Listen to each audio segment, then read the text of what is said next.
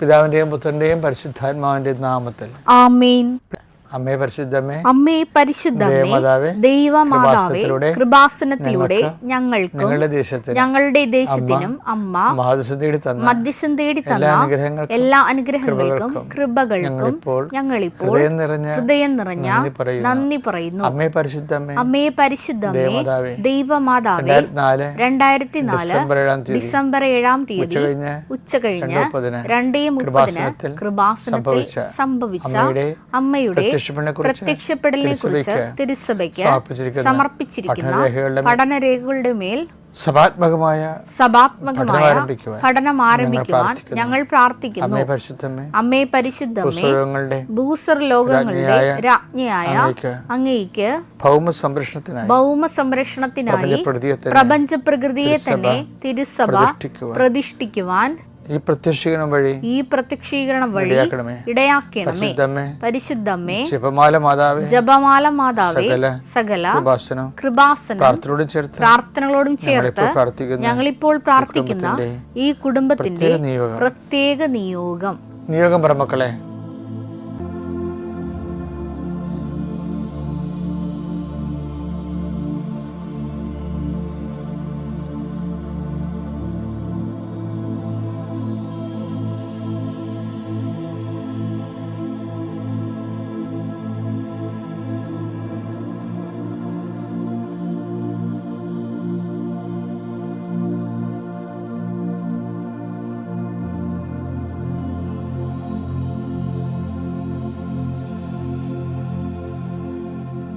അമ്മയുടെ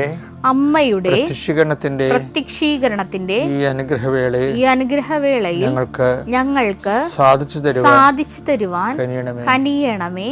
ആമേൻ. വിശ്വാസ പ്രമാണം. സർവശക്തനായ പിതാവും ആകാശത്തിന്റെയും ഭൂമിയുടെയും സൃഷ്ടാവുമായ ദൈവത്തിൽ ഞാൻ വിശ്വസിക്കുന്നു. അവിടുത്തെ ഏകപുത്രനും ഞങ്ങളുടെ കർത്താവുമായ ഈശോമിശിഹായിലും ഞാൻ വിശ്വസിക്കുന്നു. ഈ പുത്രൻ പരിശുദ്ധാത്മാവിനാൽ ഗർഭസ്ഥനായി കന്യകാമറിയത്തിൽ നിന്ന് പിറന്ന് പൊന്തിയോസ് പീലാത്തോസിന്റെ കാലത്ത് പീഡകൾ സഹിച്ച് കുരിശിൽ തറയ്ക്കപ്പെട്ട് മരിച്ച് അടക്കപ്പെട്ട് പാതാളങ്ങളിൽ ഇറങ്ങി മരിച്ചവരുടെ ഇടയിൽ നിന്ന് 3-ാം നാൾ ഉയർത്ത് സ്വർഗത്തിലേക്ക് എഴുന്നള്ളി സർവശക്തിയുള്ള പിതാവായ ദൈവത്തിന്റെ വലതുഭാഗത്തിരിക്കുന്നു. അവിടെ നിന്ന് ജീവിക്കുന്നവരെയും മരിച്ചവരെയും വിധിക്കുവാൻ വരുമെന്നും ഞാൻ വിശ്വസിക്കുന്നു. പരിശുദ്ധാത്മാവിലും ഞാൻ വിശ്വസിക്കുന്നു. വിശുദ്ധ കത്തോലിക്കാ സഭയിലും പുണ്യവാന്മാരുടെ ഐക്യത്തിലും പാപങ്ങളുടെ മോചനത്തിലും ശരീരത്തിന്റെ ഉയർപ്പിലും നിത്യമായ ജീവിതത്തിലും ഞാൻ വിശ്വസിക്കുന്നു. ആമേൻ. സുഖസ്ഥനായ ഞങ്ങളുടെ പിതാവേ, അങ്ങയുടെ നാമം പൂജിതമാകണമേ. അങ്ങയുടെ രാജ്യം വരണമേ. അങ്ങയുടെ തിരുമനസ് സ്വർഗത്തിലെ പോലെ ഭൂമിയിലും ആകണമേ. അന്നു വേണ്ടുന്ന ആഹാരം ഇന്ന് ഞങ്ങൾക്ക് തരണമേ. ഞങ്ങളോട് തെറ്റ് ചെയ്യുന്നവരോട് ഞങ്ങൾ ക്ഷമിക്കുന്നത് പോലെ ഞങ്ങളുടെ തെറ്റുകൾ ഞങ്ങളോടും ക്ഷമിക്കണമേ. ഞങ്ങളെ പ്രലോഭനത്തിൽ ഉൾപ്പെടുത്തരുതേ, തിന്മയിൽ ഞങ്ങൾ രക്ഷിക്കണമേ. ആമേൻ. നന്മ നിറഞ്ഞ മറിയമേ, സ്വസ്തി. കർത്താവ് അങ്ങയുടെ കൂടെ സ്ത്രീകളിൽ അങ്ങ് അനുഗ്രഹിക്കപ്പെട്ടവളാകുന്നു.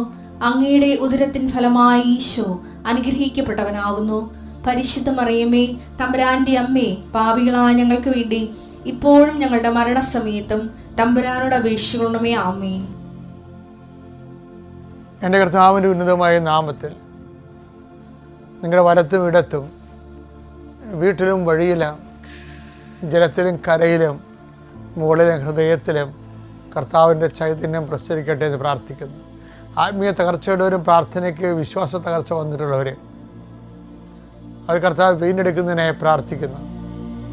കേസുകൾ ഒന്നിനൊന്ന് നീണ്ടുപോവുകയും കേസുകൾ ജയിക്കുമ്പോഴും മറുപക്ഷം കൊണ്ടുപോയി വീണ്ടും അപ്പീലിന് പോവുകയും അങ്ങനെ കാണാത്ത കാരയ്ക്ക് കോടതി വായിക്ക് കെട്ടിയിട്ടിരുന്ന ആൾക്കാർ വീണ്ടെടുക്കുന്നതിന് വേണ്ടി കർത്താവിൻ്റെ നാമത്തെ അവരെ ആശ്രയിച്ച് പ്രാർത്ഥിക്കുന്നു. നിങ്ങൾ അനുദപിക്കണമെന്ന് കർത്താവ് ആവശ്യപ്പെടുന്നു. അനുദപിച്ചുകൊണ്ട് കർത്താവിന് ബലം കൂട്ടണമെന്ന് കർത്താവ് ആവശ്യപ്പെടുന്നുണ്ട്.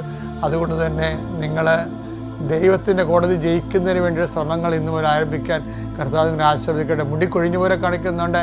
തലയോട്ടിലെ സിസ്റ്ററുകളുടെ ശരീരത്തിലെ അരിമ്പാറ മുതലായ അതുപോലെ തന്നെ സിസ്റ്റുകളെ സമർപ്പിച്ചുകൊണ്ട് പ്രാർത്ഥിക്കുന്നു. അതുപോലെ തന്നെ ഞരമ്പുകളുള്ള സിസ്റ്റുകൾ, അതുപോലെ തന്നെ തടസ്സങ്ങൾ, ഞരമ്പുകൾ വന്നിട്ടുള്ള മുഴകൾ, അലർജി രോഗങ്ങൾ, അസ്ഥി തേയ്മാനങ്ങൾ, ലിഗമെൻ്റ് പോയിട്ടുള്ള അവസ്ഥകൾ, സ്പോണ്ടിലോസിസ് രോഗികൾ, ഫിസ്റ്റുല രോഗികൾ, PCOD രോഗികൾ, അരസിസ് രോഗികൾ, കർത്താവിൻ്റെ നാമത്തിൽ ആശ്രയിക്കപ്പെടട്ടെ. എൻ്റെ കർത്താവിൻ്റെ ഉന്നതമായ നാമത്തിൽ, സഭയുടെ അധികാരത്തിൽ, കുരിശടയാളത്തിൽ ഇത് പ്രാർത്ഥിക്കുമ്പോൾ ആ രോഗമുള്ളിടത്ത് നിങ്ങൾ കൈകൾ വെച്ചുകൊണ്ട് ഉച്ചത സൂചിച്ചുകൊണ്ടിരിക്കട്ടെ.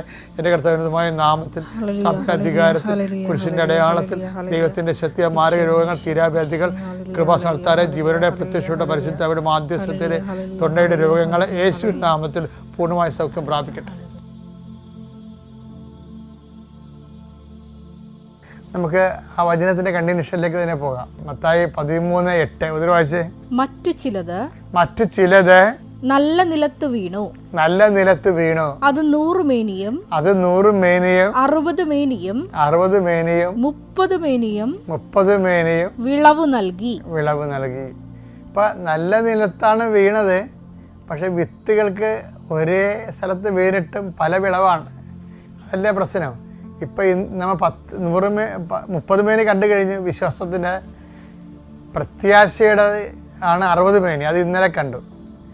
ഇന്നിപ്പോൾ കാണുന്നത് എന്താ അറിയാവാ? 100 മേനിയാണ്.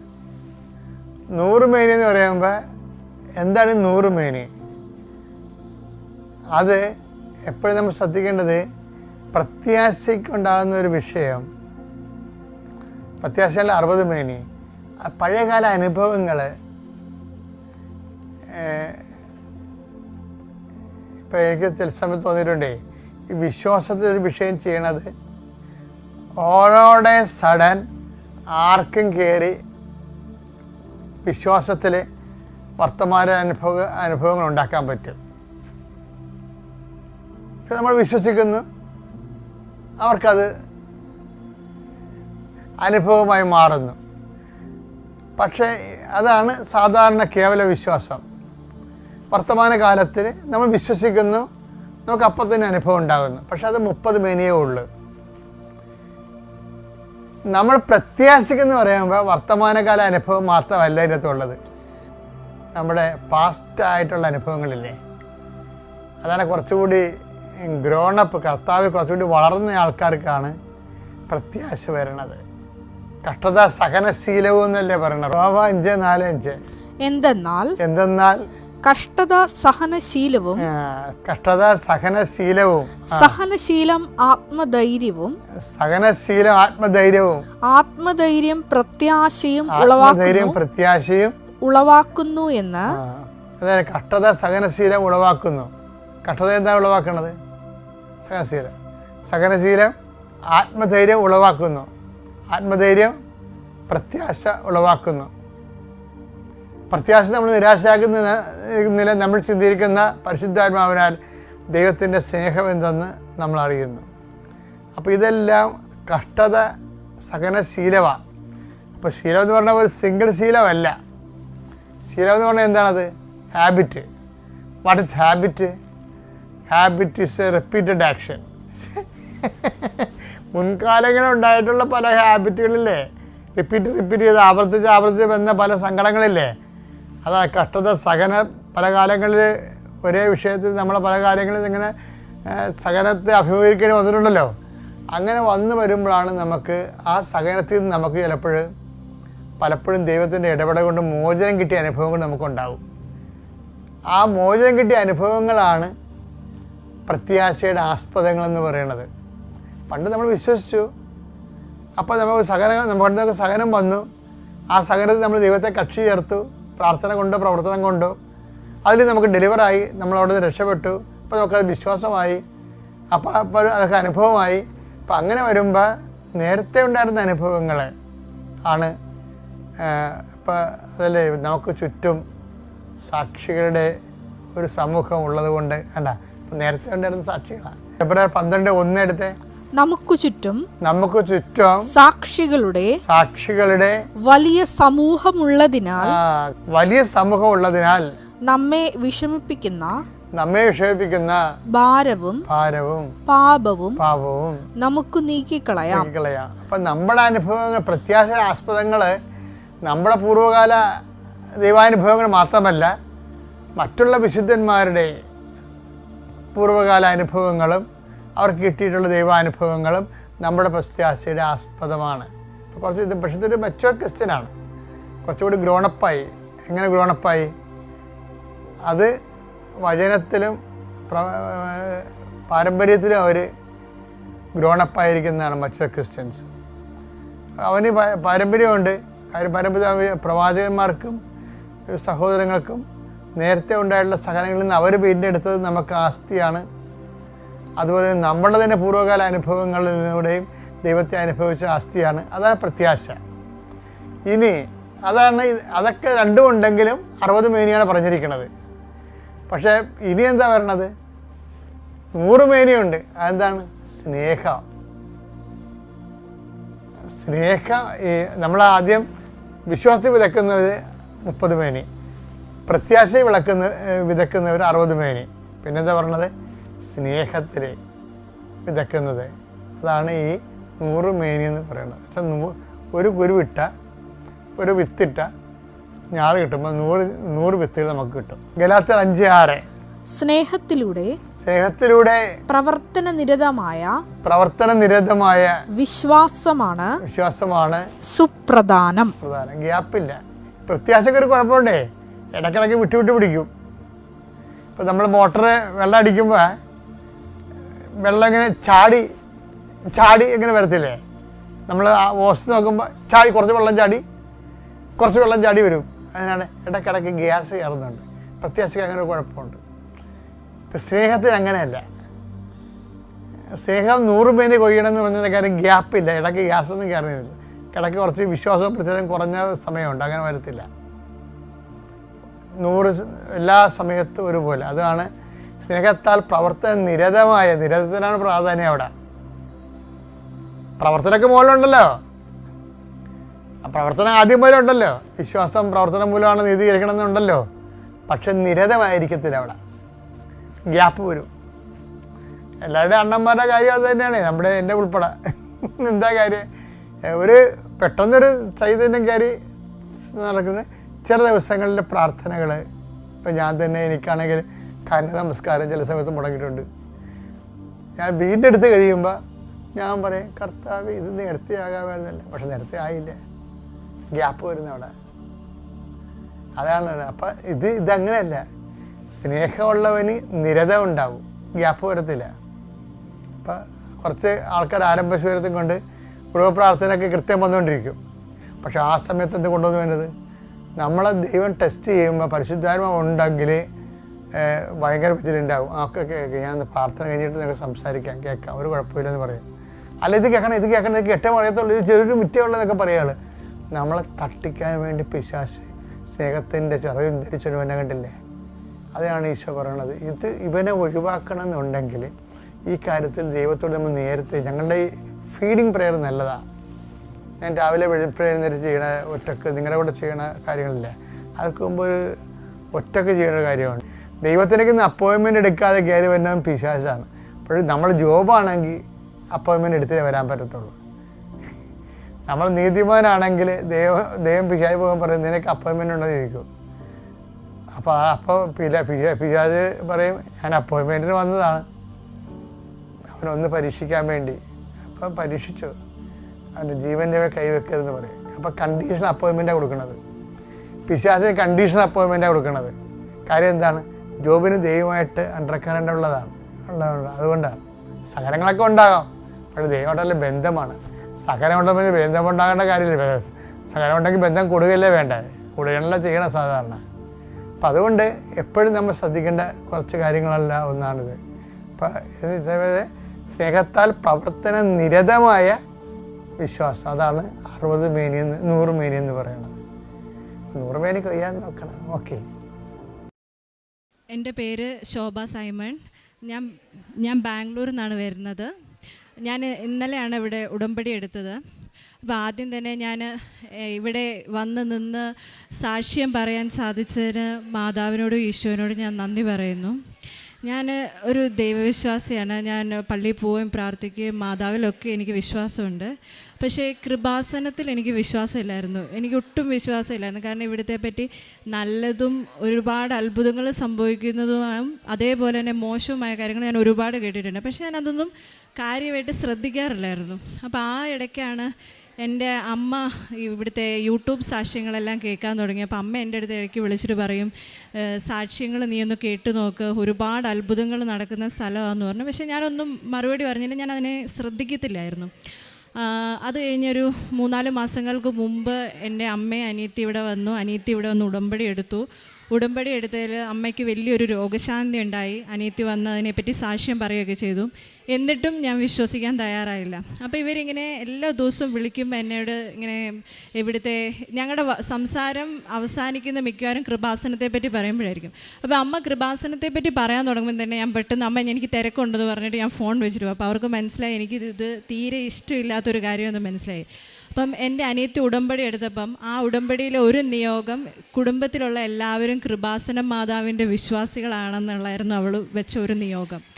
അപ്പം അനിയത്തി എൻ്റെ അടുത്ത് സംസാരിക്കാൻ തുടങ്ങി കൃപാസനത്തെ പറ്റി. ഞാനിത് കേൾക്കുമ്പം പക്ഷേ ഫോൺ വെച്ച് ഞാൻ ശ്രദ്ധിക്കാതെ ഫോൺ വെച്ചിട്ട് പോകും. അങ്ങനെ ഇവരിങ്ങനെ നിരന്തരമായി പറഞ്ഞുകൊണ്ടിരുന്ന ആദ്യം ഞാൻ മൈൻഡ് ചെയ്യത്തില്ലായിരുന്നു. പിന്നെ എനിക്ക് ഇതിനെയൊക്കെ പറ്റി കേൾക്കുമ്പോൾ അസ്വസ്ഥതകളായി തുടങ്ങി. എനിക്കിതിനെപ്പറ്റി കേൾക്കാനേ പറ്റത്തില്ല. അപ്പം ഞാനിങ്ങനെ ഇങ്ങനെ വീട്ടിലെ കാര്യങ്ങളൊക്കെ ചെയ്യുമ്പോൾ ഞാനിങ്ങനെ പ്രാർത്ഥിക്കും, മാതാവേ എനിക്ക് ഇതിനെപ്പറ്റി കേൾക്കുമ്പോൾ എനിക്ക് ഭയങ്കരമായിട്ട് അസ്വസ്ഥതയായി, എന്നോട് ക്ഷമിക്കണേന്ന് ഞാനിങ്ങനെ മനസ്സിൽ പറയുന്നുണ്ട്. അപ്പോൾ ഒരു ദിവസം ഞാൻ അമ്മയുടെ അടുത്ത് പറഞ്ഞു, അമ്മ ഇതിനെപ്പറ്റി എന്നോട് ഇനി പറയരുത്, എനിക്ക് ഭയങ്കര ദേഷ്യം, കൃപാസനത്തെ പറ്റി അമ്മ എന്നോട് പറയരുത്, എനിക്ക് ഭയങ്കര ദേഷ്യം. അമ്മ വിശ്വസിക്കുന്നെങ്കിൽ വിശ്വസിച്ചോ, പ്രാർത്ഥിച്ചോളൂ, പക്ഷേ എനിക്ക് അതിനോട് താല്പര്യമില്ല എന്ന് പറഞ്ഞു. അങ്ങനെ ഒരു ദിവസം ഞാൻ അനിയത്തി അന്നേരം എൻ്റെ കൂട്ടത്തിലാണ് താമസിക്കുന്നത്, അവളും ബാംഗ്ലൂർ വർക്ക് ചെയ്യാണ്. അപ്പോൾ അവൾ ഒരു ദിവസം എന്നെ വിളിച്ചിട്ട് പറഞ്ഞു, ഞാൻ കൃപാസനം മാതാവിനായിട്ട് നിൻ്റെ അടുത്തോട്ട് വരുന്നുണ്ടെന്ന് പറഞ്ഞു. ഞാൻ അന്നേരം ഒന്നും മിണ്ടിയില്ല. അപ്പോൾ ഞാൻ ഹസ്ബൻഡിൻ്റെ അടുത്ത് പറഞ്ഞു, ഇങ്ങനെ അനിയത്തി ഇങ്ങനെ കൃപാസനത്തിൽ പോയി വിശ്വാസിയായിട്ടുണ്ട്. അപ്പോൾ ഞാൻ ഹസ്ബൻഡിൻ്റെ അടുത്ത് പറഞ്ഞു, നമ്മൾ അതിനെപ്പറ്റി ഒന്നും പറയാൻ നിൽക്കേണ്ട, എന്നാൽ നല്ലതും മോശവുമായിട്ടുള്ള ഒന്നും വീട്ടിലിരുന്ന് പറയേണ്ട, കാരണം നമുക്കൊരു അത്യാവശ്യം വന്നാൽ നമ്മളും അവിടെ പോകും, അപ്പോൾ ഒന്നും പറയാൻ നിൽക്കേണ്ടെന്ന് ഞാൻ ഹസ്ബൻഡിൻ്റെ അടുത്ത് പറഞ്ഞു. ഞങ്ങളൊന്നും പറഞ്ഞില്ല. അപ്പം അവൾ വീട്ടിൽ വന്ന് കഴിയുമ്പോൾ കുഞ്ഞുങ്ങൾക്ക് ചെറിയ ചെറിയ അസുഖങ്ങൾ വരും, വയറുവേദനയും പല്ലുവേദനയൊക്കെ വരുമ്പോൾ അവൾ പറയും, ഞാൻ ഇച്ചിരി തൈലം തൂത്ത് പ്രാർത്ഥിച്ചോട്ടെ, ഞാൻ ഇച്ചിരി ഭക്ഷണത്തിൽ ഇച്ചിരി ഉപ്പ് കൊടുത്ത് ഞാൻ അവന് വേണ്ടി പ്രാർത്ഥിച്ചോട്ടെ എന്ന് ചോദിക്കും. ഞാൻ പറയും, ഇവളിങ്ങനെ എന്നോട് ചോദിക്കാൻ തുടങ്ങി കഴിഞ്ഞപ്പോൾ എനിക്ക് വീണ്ടും ദേഷ്യമായി. ഞാൻ പറഞ്ഞു, നീ എന്ത് വേണമെങ്കിലും ചെയ്തോ, പക്ഷേ നീ എൻ്റെ അടുത്ത് ഇങ്ങനെ ചോദിക്കാൻ വേണ്ട, എൻ്റെ മുമ്പിൽ നിന്ന് ചെയ്യുകയും ചെയ്യരുത്, എനിക്ക് ഭയങ്കര ദേഷ്യം വരുമെന്ന് പറഞ്ഞു. അത് കഴിഞ്ഞ് ഒരു ദിവസം ഞാൻ അമ്മേനെ ഫോൺ വിളിച്ചുകൊണ്ടിരുന്ന് കഴിഞ്ഞപ്പോൾ എൻ്റെ മൂത്ത മോന്, അവന് 11 വയസ്സാണ്. മൂത്ത മോൻ ഉണ്ടായപ്പോൾ തന്നെ അവൻ്റെ സ്പൈനൽ കോഡിൻ്റെ മേളിൽ ഒരു സിസ്റ്റ് ഉണ്ട്. അവന് ഫിസിക്കലി അവൻ ഓക്കെയാണ്, പക്ഷേ അവൻ്റെ കൈയും കൊണ്ട് ചെയ്യുന്ന മൂമെൻറ്റ്സിനൊക്കെ ചെറിയ പ്രശ്നമുണ്ട്, എഴുതാൻ ചെറിയ ബുദ്ധിമുട്ടുണ്ട്, അവൻ്റെ ഫൈൻ മൂമെൻറ്റ്സിനെല്ലാം പ്രശ്നമാണ്. അപ്പോൾ ഞാൻ പറഞ്ഞു, അവനിങ്ങനെ കൈ വല്ലാണ്ട് സ്ട്രെച്ച് ചെയ്യുന്നത് കാണുമ്പോൾ, കൈയുടെ അസ്വസ്ഥത കാണുമ്പോൾ എനിക്ക് വല്ലാത്ത വിഷമമായിരുന്നു. അപ്പോൾ ഞാൻ അമ്മയുടെ അടുത്ത് പറഞ്ഞു, അമ്മ അവന് വേണ്ടി പ്രാർത്ഥിക്കണം, അവൻ്റെ അസ്വസ്ഥതകളൊന്നും മാറാൻ വേണ്ടി അവന് വേണ്ടി പ്രാർത്ഥിക്കണം എന്ന് പറഞ്ഞു. അപ്പോൾ അമ്മ എൻ്റെ അടുത്ത് പറഞ്ഞു, ഞാൻ പ്രാർത്ഥിക്കില്ല, നീ കൃപാസനത്തിൽ പോയി ഉടമ്പടി എടുക്കുക, കൊച്ചെന്തായാലും സുഖമാകുമെന്ന് പറഞ്ഞു. അപ്പോൾ എനിക്ക് വല്ലാതെ ദേഷ്യം വന്നു. അപ്പോൾ ഞാൻ അമ്മയുടെ അടുത്ത് പറഞ്ഞു, അമ്മ നമ്മുടെ ജീവിതത്തിൽ നമുക്ക് ഒരുപാട് പ്രശ്നങ്ങളും ബുദ്ധിമുട്ടുകളും ഒക്കെ ഉണ്ടായിട്ടുണ്ട്. അന്നേരം നമുക്ക് ഈ കൃപാസന മാതാവിനെ പറ്റി അറിയില്ലായിരുന്നു. നമ്മൾ നേർച്ചകൾ നേർന്നും പ്രാർത്ഥിച്ചും കുർബാന കൂടിയും അങ്ങനെയൊക്കെയാണ് നമ്മൾ അതിൻ്റെ അകത്ത് ഓരോ പ്രതിസന്ധികളെയും തരണം ചെയ്തത്. അപ്പോൾ അമ്മ എന്തിനാ ഈ പ്രതിസന്ധി വരുമ്പം അല്ലെ വിഷമങ്ങൾ വരുമ്പോൾ അത്ഭുതങ്ങളുടെ പുറകെ പോകുന്നത്? നമുക്ക് ദൈവം അറിഞ്ഞുകൊണ്ടാണ് നമ്മുടെ ജീവിതത്തിൽ ഓരോ വിഷമങ്ങൾ വരുന്നത്. അത് ഏറ്റെടുത്ത് അതിൻ്റെ ആ വിഷമങ്ങൾ തന്ന ഈശോ നമ്മളെ രക്ഷിക്കും, അതെനിക്ക് ഉറപ്പാണ്. അതിൻ്റെ അകത്ത് എന്തിനാ ഒരാൾ കൃപാസനത്തിൽ എന്താ ഒരു പ്രത്യേകത? കൃപാസനം എല്ലാ മാതാവും ഒന്നല്ലേ? അമ്മ എന്നോട് എനിക്ക് അതിലൊട്ടും വിശ്വാസമില്ല. എന്നിട്ട് ഞാനൊരു കാര്യം കൂടെ പറഞ്ഞു, അമ്മേ എനിക്ക് 2 കുഞ്ഞുങ്ങളാണുള്ളത്, എൻ്റെ ജീവിതത്തിലെ എല്ലാം അവരാണ്, എൻ്റെ ജീവിതത്തിലെ എല്ലാ ത്യാഗങ്ങളും ഞാൻ അവർക്ക് വേണ്ടിയാണ് ചെയ്തേക്കുന്നത്. പക്ഷെ അവരിൽ ഒരാളെ ദൈവം കൊണ്ടുപോകുമെന്ന് പറഞ്ഞാൽ പോലും അത് ദൈവത്തിൻ്റെ പദ്ധതിയാണെന്നേ ഞാൻ വിശ്വസിക്കുകയുള്ളൂ, പക്ഷേ ഞാൻ കൃപാസനത്തിൽ പോവില്ല എന്ന് പറഞ്ഞു. എനിക്കറിയില്ല ഞാൻ എങ്ങനെ അത് പറഞ്ഞതെന്ന് എനിക്കറിയത്തില്ല. അത് പറഞ്ഞു കഴിഞ്ഞത് എനിക്ക് വല്ലാത്തൊരു ഷോക്കായിപ്പോയി. കാരണം ഞാൻ ഒരിക്കലും അങ്ങനെ പറയുന്ന ഒരാളല്ല. എനിക്കത് പറഞ്ഞു കഴിഞ്ഞപ്പോഴത്തേക്ക് ഭയങ്കരമായിട്ട് ഷോക്കായിപ്പോയി. ഞാൻ അപ്പം തന്നെ ഫോൺ വെച്ചത്, ഞാൻ വീട്ടിൽ വെഞ്ചരിച്ചൊരു മാതാവിൻ്റെ രൂപമുണ്ട്, മാതാവിൻ്റെ രൂപത്തിൻ്റെ മുന്നേ പോയി മുട്ടുകുത്തി ഞാൻ പറഞ്ഞു, മാതാവേ എനിക്ക് മാതാവിൽ വിശ്വാസമില്ലാഞ്ഞിട്ട് ഒന്നുമല്ല, പക്ഷേ എനിക്ക് ഇങ്ങനെ പറഞ്ഞു കഴിഞ്ഞപ്പോൾ എനിക്ക് ഭയങ്കരമായിട്ട് ദേഷ്യം വന്നു. ഞാൻ അറിയാതെ പറഞ്ഞു പോയതാ, മാതാവേ ക്ഷമിക്കണേ, എൻ്റെ കുഞ്ഞുങ്ങൾക്ക് ഒരു ആപത്തും വരുത്തിയേക്കരുതേന്ന് പറഞ്ഞു. ഞാൻ ഹസ്ബൻഡിനെ വിളിച്ചു പറഞ്ഞു. ഹസ്ബൻഡ് പറഞ്ഞു, ആദ്യം എന്നെ വഴക്ക് പറഞ്ഞു, അത് കഴിഞ്ഞിട്ട് പറഞ്ഞു പേടിക്കണ്ട, മാപ്പ് പറഞ്ഞാൽ ദൈവത്തോട് കുഴപ്പമൊന്നും വരത്തില്ല, പേടിക്കണ്ടെന്ന് പറഞ്ഞു. അപ്പം എനിക്ക് കൂടുതലായിട്ട് എനിക്ക് പക്ഷേ ഇവിടുത്തെ ഉടമ്പടി എന്താണോ, ഉടമ്പടി വസ്തുക്കൾ എന്താണോ, കൃപാസനത്തിൽ അത്ഭുതങ്ങളുണ്ടെന്നല്ലാതെ എനിക്ക് വേറൊന്നും ഒരു കാര്യങ്ങളും എനിക്ക് അറിയത്തില്ലായിരുന്നു. അപ്പം ഒരു ദിവസം ഞാൻ അനിയത്തിയുടെ അടുത്ത് ചോദിച്ചു, എന്താണ് ഈ ഉടമ്പടി? അപ്പോൾ അനിയത്തി പറഞ്ഞു, അവൾ ആദ്യം എൻ്റെ അടുത്ത് പറഞ്ഞു, നമുക്ക് 6 നിയോഗങ്ങൾ സമർപ്പിക്കാമെന്ന് പറഞ്ഞു. അപ്പോൾ ഇത് പറയുന്നതിന് മുമ്പാണ് ഞാൻ ഈ ഉടമ്പടി എന്താണെന്നൊക്കെ ചോദിച്ചത്. അപ്പോൾ 6 നിയോഗങ്ങൾ സമർപ്പിക്കാമെന്ന് പറഞ്ഞു. അപ്പോൾ ഞാൻ ചോദിച്ചു, 7ാമതൊന്നുകൂടെ പറഞ്ഞു കഴിഞ്ഞാൽ എന്താ മാതാവ് കേൾക്കത്തില്ലേ? അത് കഴിഞ്ഞപ്പോൾ എൻ്റെ അടുത്ത് പറഞ്ഞു, 6 നിയോഗങ്ങളെ പറ്റി പറഞ്ഞിട്ട് പറഞ്ഞു, ഉടമ്പടീനെ ഇങ്ങനെ ഇന്ന കാര്യങ്ങളൊക്കെ ചെയ്യണം. അതൊന്നും ഞാൻ ശ്രദ്ധിച്ചില്ല. അത് കഴിഞ്ഞ് പറഞ്ഞു, വീട്ടിൽ ഒരാൾക്ക് ഉടമ്പടി എടുക്കാൻ പറ്റുള്ളൂ എന്ന് പറഞ്ഞു. അപ്പം ഞാൻ ചോദിച്ചു, 2 പേര് പ്രാർത്ഥിച്ച് കഴിഞ്ഞാൽ എന്നെ മാതാവ് കേൾക്കത്തില്ലേ? മാതാവിനോട് പ്രാർത്ഥിക്കാൻ നമുക്ക് തൈലത്തിൻ്റെ, ഉപ്പിൻ്റെ, കാശുരൂപത്തിൻ്റെ ഒക്കെ എന്നെ ആവശ്യം. നമ്മൾ കൊന്ത ചെല്ലിയ മാതാവ് പ്രാർത്ഥന കേൾക്കില്ലേ? എനിക്ക് വിശ്വാസമുണ്ട്. പക്ഷേ ഇതെല്ലാം ഉപയോഗിച്ച് പ്രാർത്ഥിക്കുന്നതിൻ്റെ കാര്യങ്ങളൊന്നും എനിക്കറിയത്തില്ലായിരുന്നു. അങ്ങനെ ഞാൻ ആകെ അസ്വസ്ഥത പ്രകടിപ്പിച്ചു തുടങ്ങി. അതിന് ശേഷമാണ് ഞാനിത് പറഞ്ഞത്. ഇത് പറഞ്ഞു ഞാൻ ഇടയ്ക്കിടയ്ക്ക് ഇതിങ്ങനെ ഞാൻ എന്തിനാ ഇങ്ങനെ പറഞ്ഞതെന്നോർത്ത് ഞാൻ വിഷമിക്കാറുണ്ട്. അങ്ങനെ ഞങ്ങൾ ഹാപ്പി ആയിട്ട് പോവാം. ഏകദേശം 1 മാസം കഴിഞ്ഞു. ഞങ്ങൾ പിള്ളേർക്ക് വെക്കേഷൻ തുടങ്ങി. ഞങ്ങൾ നാട്ടിലൊക്കെ പോയി ഹാപ്പി ആയിട്ട് തിരിച്ചു വന്നു. ഇവർ സാധാരണ ഫുൾ ടൈം കളിക്കുന്ന കുട്ടികളാണ്. സ്കൂൾ അവധി ആയതുകൊണ്ട് രാവിലെ ഭക്ഷണം കഴിക്കും, താഴെ പോയി പാർക്കിൽ പോയി കളിക്കും. പിന്നെ ഭക്ഷണം കഴിക്കാൻ മാത്രമേ വീട്ടിൽ വരത്തുള്ളൂ. അപ്പോൾ ഒരു ദിവസം ഇങ്ങനെ ഉച്ചയ്ക്ക് രാവിലെ കളിയൊക്കെ കഴിഞ്ഞ് വീട്ടിൽ വന്നു. ഉച്ചയ്ക്കത്തെ ചോറുണ്ട് കഴിഞ്ഞ് കഴിഞ്ഞപ്പോഴും അവർ പറഞ്ഞു പുറത്ത് പോകണമെന്ന് പറഞ്ഞു. ഞാൻ പറഞ്ഞു പറ്റില്ല, പുറത്തൊന്നും പോകണ്ട. അപ്പോൾ അവർ വീട്ടിൽ ക്രിക്കറ്റ് കളിക്കാനായിട്ട് സ്റ്റാർട്ട് ചെയ്തു. 2 പേരും കൂടെ ബാറ്റൊക്കെ എടുത്ത് ക്രിക്കറ്റ് കളിച്ചുകൊണ്ടിരുന്ന് ഒരു 5 മിനിറ്റ് കഴിഞ്ഞ് കഴിഞ്ഞപ്പോഴത്തേ അവൻ ഇവനാണ് വയ്യാണ്ടായത്. ഇവൻ എൻ്റെ അടുത്ത് വന്നിട്ട് പറഞ്ഞു, അമ്മ എനിക്ക് തലവേദന എടുക്കുന്നു, എനിക്ക് തല കറങ്ങുന്നുണ്ടെന്ന് പറഞ്ഞു. അപ്പം ഞാൻ അവനെ പെട്ടെന്ന് അരികെ പിടിച്ച്, അപ്പോൾ എനിക്ക് ടെൻഷനായി. കാരണം അവൻ ആദ്യമായിട്ടാണ് തലവേദന എന്ന് പറയുന്നത്. അപ്പോൾ എനിക്ക് പെട്ടെന്ന് ടെൻഷനായി. ഞാൻ അരികെ വിളിച്ച് കിടത്തി. അത് കഴിഞ്ഞ് 1 മിനിറ്റ് കഴിയുന്നതിന് മുമ്പ് ഞാൻ പറഞ്ഞു, നീ പതുക്കെ ഒന്ന് എഴുന്നേറ്റ് നോക്കിയെന്ന് പറഞ്ഞു. അപ്പോൾ അവൻ പറഞ്ഞു, എനിക്ക് എഴുന്നേക്കാൻ പറ്റുന്നില്ല, എനിക്ക് തല കറങ്ങുകയെന്ന് പറഞ്ഞു. അപ്പോൾ ഞാൻ ബെഡ്റൂമിൽ നിന്ന് മാറ്റി സോഫയിൽ കൊണ്ടുപോയി കിടത്തിയിട്ട് ഞാൻ പറഞ്ഞു, ഇവനിങ്ങനെ ഓരോ മിനിറ്റ് കഴിയുന്തോറും തലവേദന കൂടിക്കൊണ്ടിരിക്കുക. ഞാൻ ഹസ്ബൻഡിനെ വിളിച്ച് പറഞ്ഞു, ഇങ്ങനെ മോന് വയ്യ, കൂടുവാണെങ്കിൽ ഞാൻ ഹോസ്പിറ്റലിൽ കൊണ്ടുപോകും, പെട്ടെന്ന് വരാൻ പറഞ്ഞു. അത് കഴിഞ്ഞ് ഞാൻ സോഫയിൽ ഇരുത്തി ഞാൻ അവൻ്റെ അടുത്ത് പറഞ്ഞു. അപ്പോൾ അവിടത്തേക്ക് അവൻ കരയാൻ തുടങ്ങി. കരഞ്ഞ് കഴിഞ്ഞപ്പോഴത്തേക്ക് ഞാൻ പറഞ്ഞു, ഞാൻ മരുന്ന് പാരസിറ്റാമോൾ എടുത്തിട്ട് വരാം, നീ ഇവിടെ ഇരിക്കുന്നു പറഞ്ഞു. ഞാൻ പാരസിറ്റാമോൾ എടുത്ത് വന്നപ്പം ഇവൻ ഈ തലവേദന പറഞ്ഞിട്ട് 5 മിനിറ്റ് ആയില്ല. തിരിച്ചു വന്നപ്പോഴത്തേക്കും ഇവൻ്റെ മുഖം എല്ലാം കൂടെ മാറി. കണ്ണെല്ലാം കൂടെ ചുമന്ന്, കണ്ണെല്ലാം കൂടെ പുറത്തോട്ട് വന്ന് മുഖം വല്ലാത്തൊരവസ്ഥയായിപ്പോയി. അന്നേരം ഇവന് ഞാൻ പെട്ടെന്ന് മരുന്ന് കൊടുത്ത് ഇവൻ ചെറുതായിട്ടൊന്ന് ഛർദ്ദിച്ച് കഴിഞ്ഞ് കഴിഞ്ഞപ്പോഴത്തേക്ക് ഇവൻ കുഴയാൻ തുടങ്ങി. ഞാൻ പെട്ടെന്ന് ഡ്രസ്സ് പോലും മാറാതെ മൂത്തയാളെയും കൂട്ടി ഡോർ ലോക്ക് ചെയ്ത് ഞാൻ ഇവനെ തോളിലിട്ടേക്കുക. താഴെ വണ്ടിയുടെ അടുത്ത് എത്തിക്കഴിഞ്ഞ് കഴിഞ്ഞപ്പോഴത്തേക്കും ഇവൻ കുഴഞ്ഞ് എൻ്റെ കയ്യിലോട്ട് വീണ് നോക്കുമ്പോൾ ആൾ അൺകോൺഷ്യസായി. അപ്പോഴത്തേക്ക് എനിക്ക് മനസ്സിലായി എനിക്ക് തനിയെ കൊണ്ടുപോകാൻ പറ്റുന്നത്. ഞാൻ പെട്ടെന്ന് ഞങ്ങളുടെ അടുത്ത് ഒരു ഫ്രണ്ടിനെ വിളിച്ചു. ഞങ്ങൾ അവനെ ഹോസ്പിറ്റലിൽ എത്തിച്ചു. ഹോസ്പിറ്റലിലെത്തിയ വഴി മുഴുവനും ഇവൻ്റെ കണ്ണിങ്ങനെ മിഴിഞ്ഞിരിക്കുക, പുറത്തോട്ടിരിക്കുകയാണ്. ഇവൻ മിണ്ടുന്നില്ല, അവൻ പല്ലും കടിച്ചു പിടിച്ചിട്ടുണ്ട്. ഇവന് ശരിക്കും ഫിറ്റ്സ് വന്നായിരുന്നു. എനിക്ക് മനസ്സിലായില്ല, കാരണം ഇവൻ ഒരിക്കലും വന്നിട്ടുമില്ല. ആ സമയം വളരെ ഹെൽത്തി ആയിട്ടിരുന്ന കുട്ടിയാണ്, ഭയങ്കര ആരോഗ്യത്തോടെ ഇരുന്ന കുട്ടിയാണ്. പനിയില്ല, കോൾഡ് പോലും ഇല്ല. അപ്പം ഫിറ്റ്സ് എന്നുള്ളൊരു കാര്യം ഞാൻ എക്സ്പെക്റ്റ് ചെയ്യുന്നേയില്ല. ഞങ്ങൾ ആകെ ടെൻഷനായി. പെട്ടെന്ന് ഹോസ്പിറ്റലിൽ എത്തിക്കഴിഞ്ഞ് ഞങ്ങൾ എമർജൻസി കയറ്റി കഴിഞ്ഞപ്പോഴത്തേക്കും ആൾ ബോധം വന്നിട്ട് എൻ്റെ അടുത്ത് കണ്ണ് തുറന്നിട്ട് എൻ്റെ അടുത്ത് ചോദിച്ചു, അമ്മേ ഞാൻ മരിച്ചു പോയിട്ടൊന്നുമില്ല, അമ്മ എന്തിനാ ഇങ്ങനെ കരയുന്നേ? അമ്മയും പാപ്പിയും കരയുന്നേ, പാപ്പിന്നാണ് മൂത്തയാളെ വിളിക്കുന്നത്. പാപ്പിയും കരയുന്ന കണ്ടിട്ട് എനിക്ക് സങ്കടം, അമ്മ ടെൻഷൻ അടിക്കേണ്ട. അന്ന് ഇതെല്ലാം നാക്കു കുഴഞ്ഞാണ് പറയുന്നത്, ക്ലീൻ ആയിട്ടല്ല പറയുന്നത്. ഇത് പറഞ്ഞുകൊണ്ടിരിക്കുകയും അവൻ അടുത്ത ഫിറ്റ്സ് വന്നു. അപ്പോഴത്തേക്ക് ഡോക്ടർ പറഞ്ഞു, ഇത് ഫിറ്റ്സാണ്, ഞങ്ങൾ ഇതിൻ്റെ മെഡിക്കേഷൻ സ്റ്റാർട്ട് ചെയ്യാൻ പോവാണ്, നമുക്ക് അതിൻ്റെ റീസൺസ് ഒക്കെ നമുക്ക് CT ഒക്കെ എടുക്കണം, എന്നിട്ടേ പറയാൻ പറ്റത്തുള്ളൂ. അപ്പോൾ എന്തായാലും മെഡിസിൻ സ്റ്റാർട്ട് ചെയ്യാൻ പോകാമെന്ന് പറഞ്ഞു. അവനെ അഡ്മിറ്റ് ചെയ്തു. ഇപ്പോൾ ഡോക്ടർ ഇത് സംഭവിക്കുന്നത് വൈകുന്നേരം ഞങ്ങൾ ഹോസ്പിറ്റലിൽ എത്തിയപ്പോൾ ഒരു 4:30 മണിയായി സമയം. അപ്പോൾ ഡോക്ടർ പറഞ്ഞു, ഫിറ്റ്സ് വന്നാലേ കൊച്ചു ഉറങ്ങും, അവന് ക്ഷീണം ഉണ്ടാവും, ഒരു 2 മണിക്കൂർ കഴിയുമ്പോൾ അവൻ എഴുന്നേക്കും, അത് കഴിഞ്ഞിട്ട് നമുക്ക് ബാക്കി കാര്യങ്ങൾ ചെയ്യാമെന്ന് പറഞ്ഞു. ഇവനെ റൂമിലോട്ട് ഷിഫ്റ്റ് ചെയ്തു. ഇവൻ 5 മണിയായി, 6, 7 മണിയായി, 8 മണിയായിട്ട് എഴുന്നേൽക്കുന്നില്ല, 9 മണിയായിട്ട് ഇവൻ എഴുന്നേൽക്കുന്നില്ല. അപ്പോഴത്തേക്കും ഡോക്ടേഴ്സിന് എന്തോ പ്രശ്നം തോന്നി. അവർ പറഞ്ഞു, ഞങ്ങൾ ഇവനെ ICUലോട്ട് ഷിഫ്റ്റ് ചെയ്യാൻ പോവാണ്, അവന് ഒരു ഇമ്മീഡിയറ്റ് കെയർ അവിടെ നിന്ന് കിട്ടും, റൂമിലാണെങ്കിൽ നമുക്ക് അത്രയും കെയർ ചെയ്യാൻ പറ്റില്ല എന്ന് പറഞ്ഞു. പക്ഷേ ഇവൻ്റെ വൈറ്റൽസ് എല്ലാം നോർമലായിരുന്നു, BP അങ്ങനത്തെ കാര്യങ്ങളെല്ലാം നോർമലായിരുന്നു. അപ്പോൾ ഇവനെ ICUയിൽ കൊണ്ടുപോയി. ICUയിൽ കൊണ്ടുപോയി കഴിഞ്ഞപ്പം ഞങ്ങൾ ശനിയാഴ്ചയാണ് അഡ്മിറ്റ് ആകുന്നത്, ശനിയാഴ്ച വൈകിട്ട്. തിങ്കളാഴ്ച CT എടുക്കാൻ പറ്റുള്ളൂ എന്ന് ഡോക്ടേഴ്സ് പറഞ്ഞു, കാരണം നാളെ സൺഡേ ആണ്, നാളെ പറ്റില്ല എന്നൊക്കെ പറഞ്ഞ് അവൻ എഴുന്നേക്കാതെ ഇങ്ങനെ കിടക്കുന്നതുകൊണ്ട് അന്ന് രാത്രി തന്നെ CT എടുത്തു. ശരിക്കും കൊച്ചു കോമയിലായിപ്പോയതായിരുന്നു. അവർക്കും ഡോക്ടേഴ്സിന് മനസ്സിലായില്ല എന്താ സംഭവം എന്ന് മനസ്സിലായില്ല. അവർ CT എടുത്തപ്പോൾ നോർമലാണ്, ബാക്കി ബ്ലഡ് ടെസ്റ്റുകളുടെ റിസൾട്ട് വരുന്ന എല്ലാം ക്ലീനാണ്. അപ്പം ഇവർക്ക് എന്താണെന്നത് കണ്ടുപിടിക്കാൻ പറ്റുന്നില്ല. അപ്പോൾ അവർ പറഞ്ഞു സമയം വേണം, എന്ത് സംഭവിക്കാം, എന്താണേലും ഒരു 48 hours കഴിഞ്ഞിട്ട് എന്താണെന്ന് നമുക്ക് പറയാൻ പറ്റത്തുള്ളൂ. ചിലപ്പം അവന് എന്താണെന്ന് പറഞ്ഞത് ഇതിൻ്റെ അകത്തുനിന്ന് കണ്ടീഷൻ മോശമാവും, ചിലപ്പോൾ അവൻ ബെറ്ററായി വരുമെന്ന് പറഞ്ഞു. അങ്ങനെ ശനിയാഴ്ച ഇവൻ ICUയിൽ. അപ്പം ശനിയാഴ്ച തന്നെ എൻ്റെ വീട്ടിൽ നിന്നും ഹസ്ബൻഡിൻ്റെ വീട്ടിൽ നിന്നും എല്ലാവരും രാത്രി 2 മണിയൊക്കെ ആയപ്പോഴത്തേക്ക് എത്തി.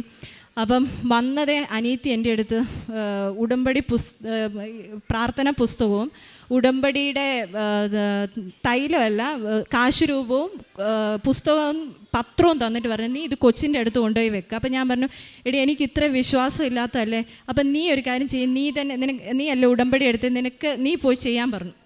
അപ്പം അവർ പെർമിഷൻ ചോദിച്ചിട്ട് എനിക്കോ ഹസ്ബൻഡിനും ICUയിൽ ഇരിക്കാൻ പറ്റത്തുള്ളൂ. അവൾ പെർമിഷൻ ചോദിച്ച് ഉള്ളിൽ കയറി തൈലവും തൂത്തു, ബുക്കും കാശുരൂപവും കൊച്ചുറങ്ങുന്നതിൻ്റെ പില്ലോട് അടി വെച്ചു. എന്നിട്ട് ഇവൾ എൻ്റെ അടുത്ത് പറഞ്ഞു, ഇത് ഒരിക്കലും അത് നഷ്ടപ്പെടാതെ നോക്കിക്കോണം, ഇത് നഷ്ടപ്പെടുത്തരുതെന്ന് പറഞ്ഞു.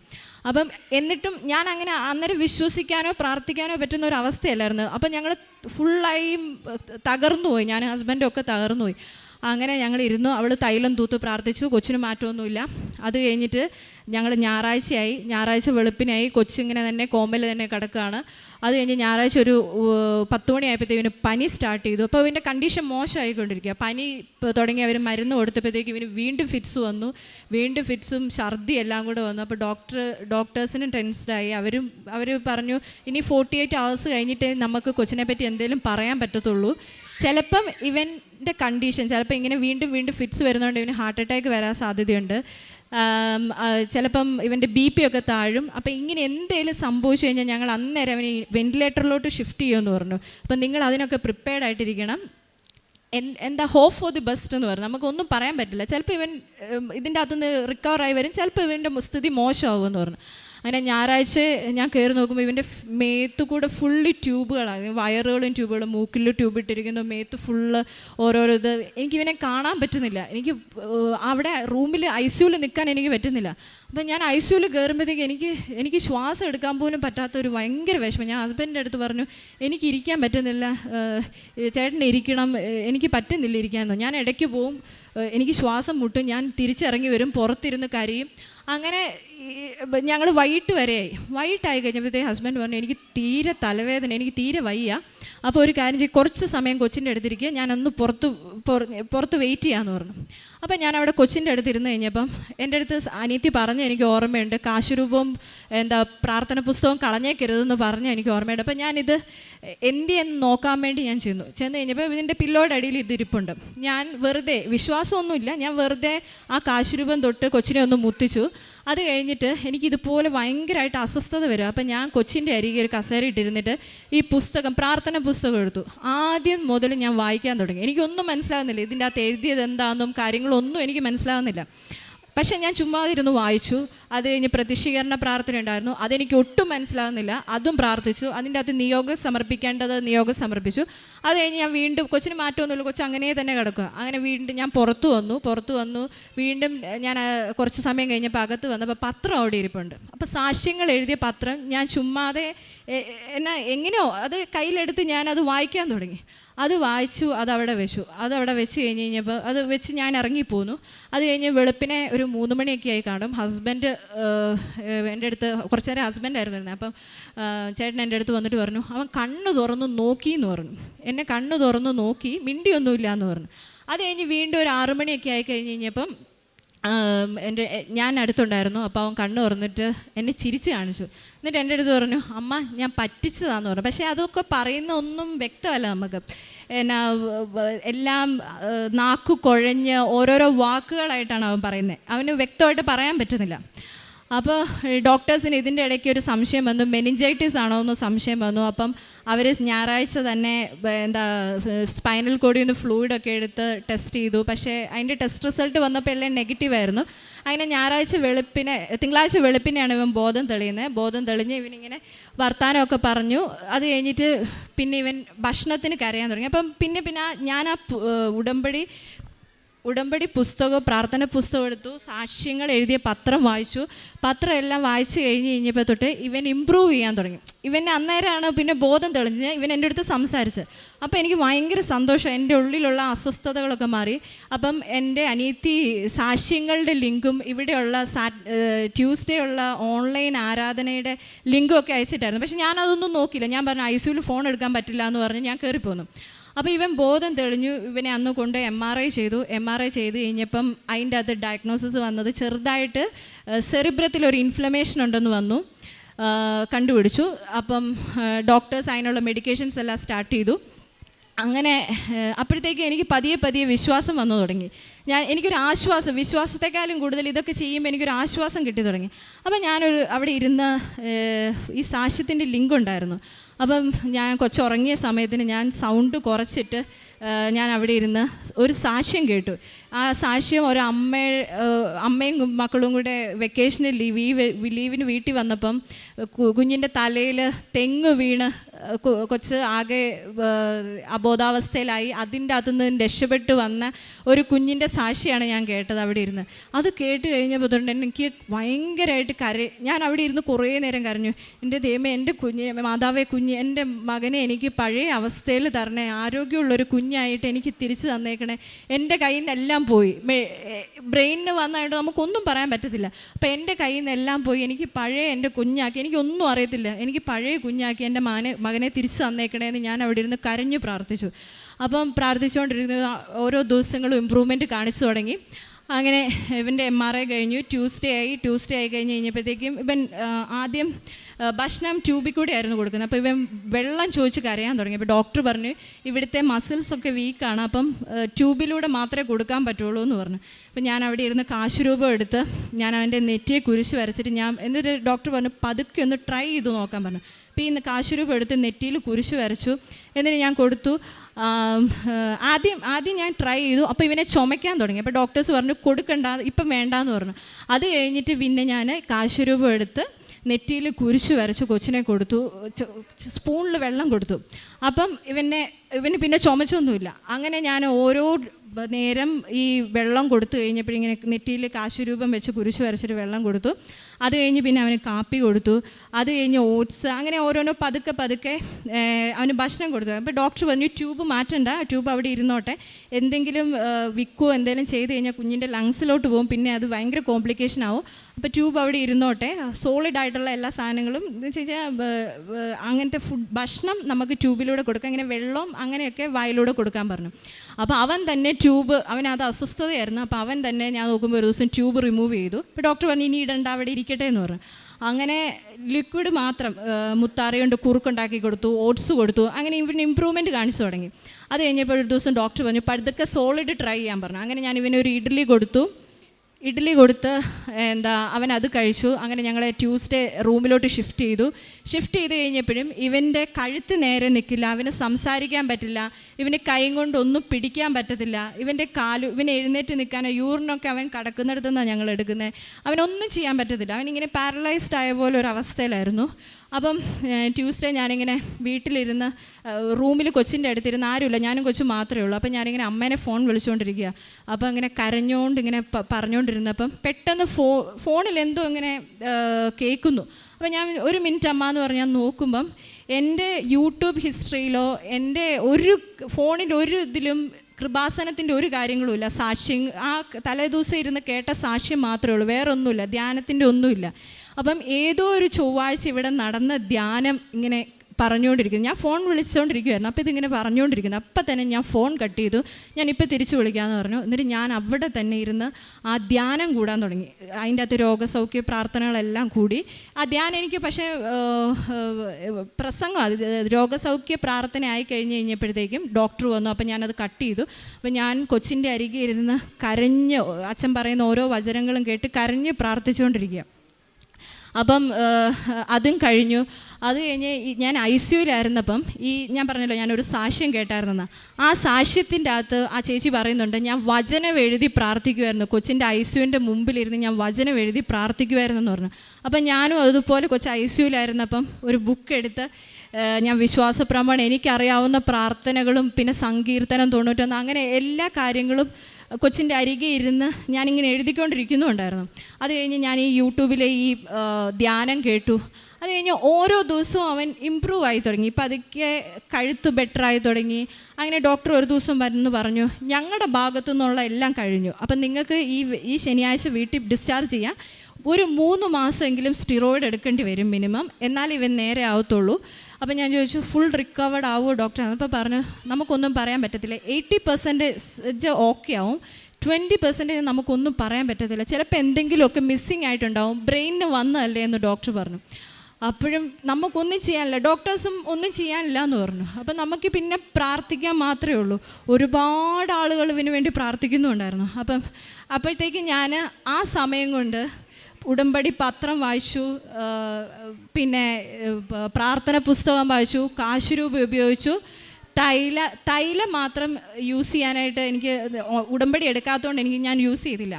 അങ്ങനെ ഡിസ്ചാർജ് ചെയ്ത് വീട്ടിൽ വന്നു കഴിഞ്ഞപ്പം ഞങ്ങൾ ഹോസ്പിറ്റലിൽ നിന്ന് കൊണ്ടുവരുന്നത് അവനെ എടുത്തോണ്ടാണ്. അവനെ തോളിലിട്ട് അവന് നേരെ നിൽക്കാനൊന്നും പറ്റുന്നില്ല, ഒന്നും ചെയ്യാൻ പറ്റുന്നില്ല, അതേ അവസ്ഥ തന്നെ, കഴുത്ത് നേരെ നിൽക്കത്തില്ല. അപ്പം ഹസ്ബൻഡിൻ്റെ അനിയൻ ഞാൻ പറഞ്ഞു, എന്നെക്കൊണ്ട് എടുക്കാൻ പറ്റുകയല്ല അവനെ എന്ന് പറഞ്ഞ് അവനെ തോളിലിട്ട് വീട്ടിൽ കൊണ്ടുവന്നു.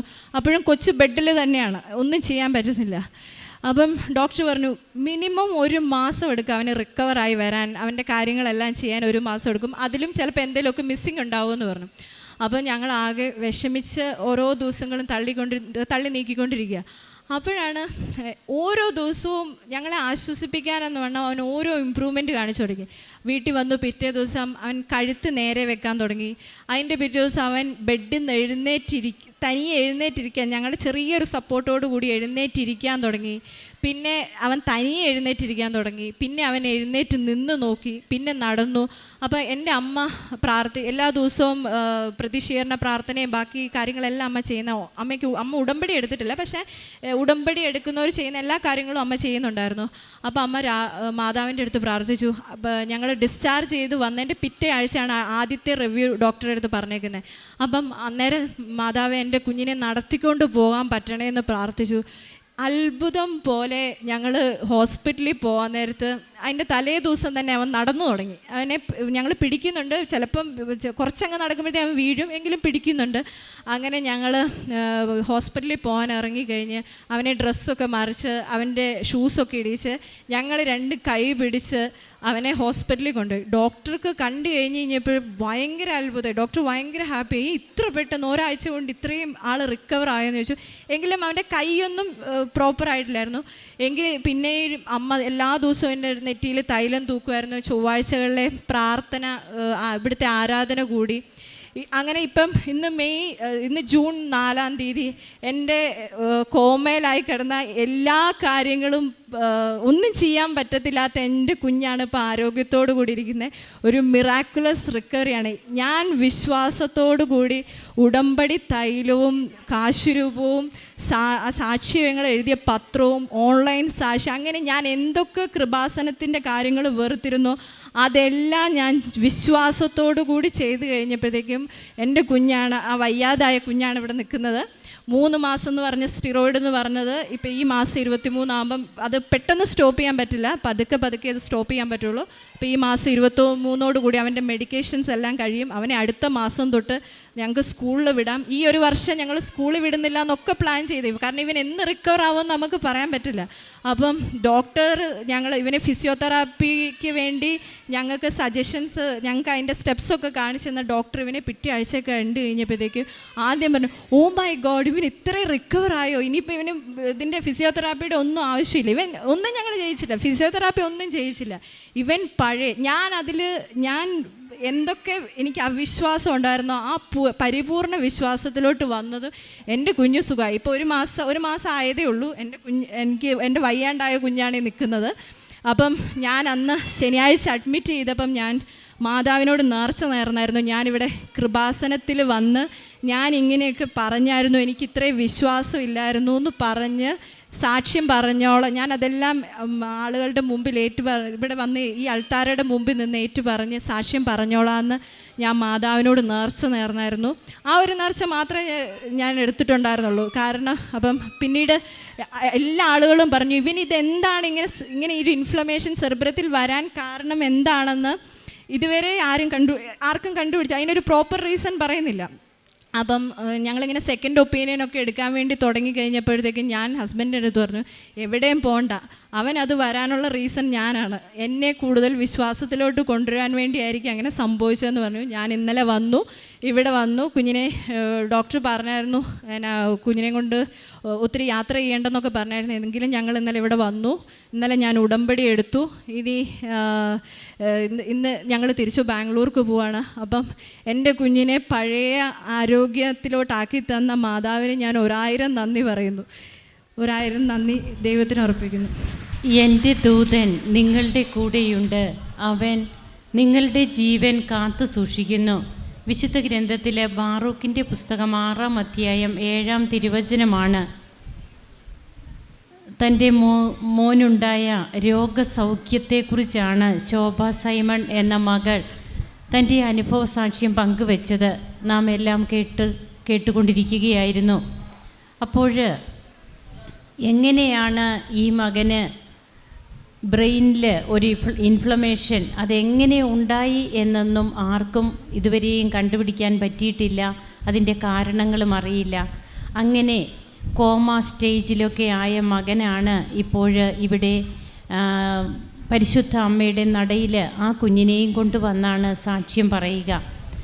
എങ്ങനെ പരിശുദ്ധ അമ്മ തന്നെ വിളിച്ചപേക്ഷിക്കുന്ന മക്കളുടെ, അതായത് അവരാര് തന്നെയായാലും അവരുടെ വിശ്വാസത്തെ ഒന്നുകൂടെ ബലപ്പെടുത്തുന്നതിന് അമ്മ എങ്ങനെ തിരുക്കുമാരൻ്റെ പക്കൽ മാധ്യസ്ഥം വഹിക്കുന്നു, എങ്ങനെയാണ് അവരുടെ ജീവൻ കാത്തു സൂക്ഷിക്കുന്നത്.